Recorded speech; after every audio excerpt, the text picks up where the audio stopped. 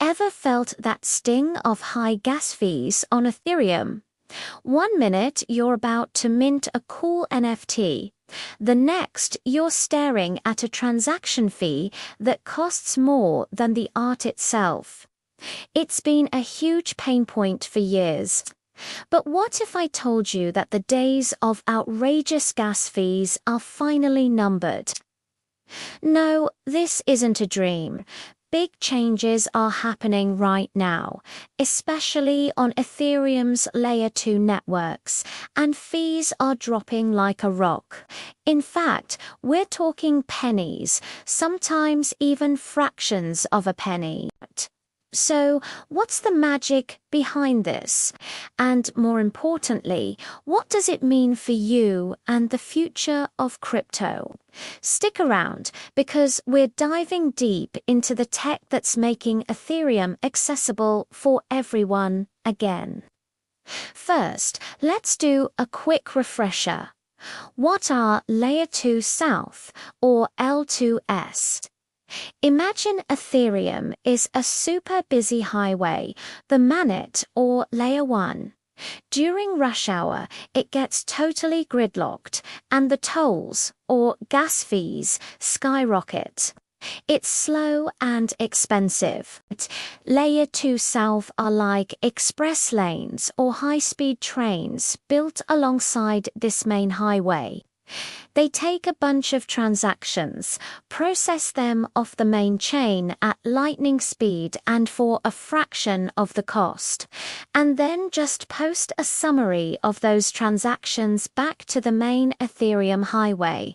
Think of it like a carpool lane. Instead of every single car taking up space, you have one bus carrying lots of people. This bus, in our analogy, is a roll-up. The most popular L2 South you've probably heard of, like Arbitrum, Optimism, Polygon Base, and Xsync, are all roll-ups. So, for a while now, these L2 South have offered much lower fees than Ethereum's monads, but recently something massive happened that made them even cheaper. I'm talking about the Denken upgrade, specifically an Ethereum Improvement Proposal, or EIP, numbered 4844. That number might sound super technical, but the concept behind it, called proto-danksharding, is a game changer. Before this upgrade, L2 South had to post their transaction data back to Ethereum using something called CalData. Think of CalData as a permanent, very expensive piece of billboard space right on the main highway. Everyone sees it, it's there forever, and you pay a premium for it, because this space was limited and expensive. A big chunk of the fees you paid on an L2 was just to cover this posting cost. Now, enter EIP 4844 and proto-danksharding. This upgrade introduced a whole new way for L2 South to post their data. Instead of using that expensive CalData billboard, they can now use something called blobs.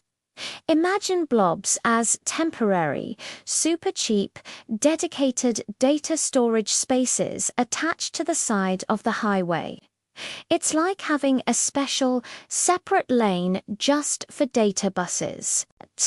This data only needs to be available for a short period. A few weeks is enough for anyone to verify it tanned. Then it can disappear. It doesn't need to be stored on the Ethereum blockchain forever. This makes it dramatically cheaper. It's like renting a temporary sign instead of carving your message into a stone monument. The cost savings are enormous, and the L2 networks are passing those savings directly on to you, the user. Let's look at some real numbers, because this is where it gets exciting. Before the Denken upgrade, A swap on a layer 2 like Optimism might have cost you around 25 to 50 cents. Not bad compared to Manat, but still something. After the upgrade, we're seeing transaction fees drop to just 1 or 2 cents. Sometimes it's even less than a cent. We're talking about a 90 to 99% reduction in fees overnight. Networks like BAS, Arbitrum and Zora have seen similar jaw-dropping price cuts, sending funds, swapping tokens, minting NFT Sol. The things that used to make you hesitate because of fees are now practically free. This isn't a small tweak. It's a fundamental shift in the economics of using Ethereum. So, what does this actually mean for the average crypto user? It means you can experiment. You can explore new DeFi protocols, play blockchain games, collect digital art, and participate in DAOs without constantly worrying about the cost. It opens the door for microtransactions. Imagine tipping a content creator a few cents, or a game where every single action is an on-chain transaction. These things were impossible before, but with sub-penny fees, they're now completely feasible. It lowers the barrier to entry for new users who might have been scared off by high fees. It essentially makes Ethereum's ecosystem what it was always meant to be: a global, accessible, and affordable platform for decentralized applications.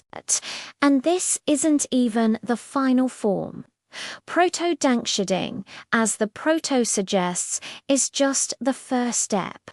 The full implementation, known as danksharding, is still on the roadmap. It will expand the number of these data blobs from 1 per block to 64. That SA64x increase in data space, which will drive costs down even further and massively increase the transaction capacity of the entire Ethereum ecosystem. We are literally at the very beginning of this scalability revolution.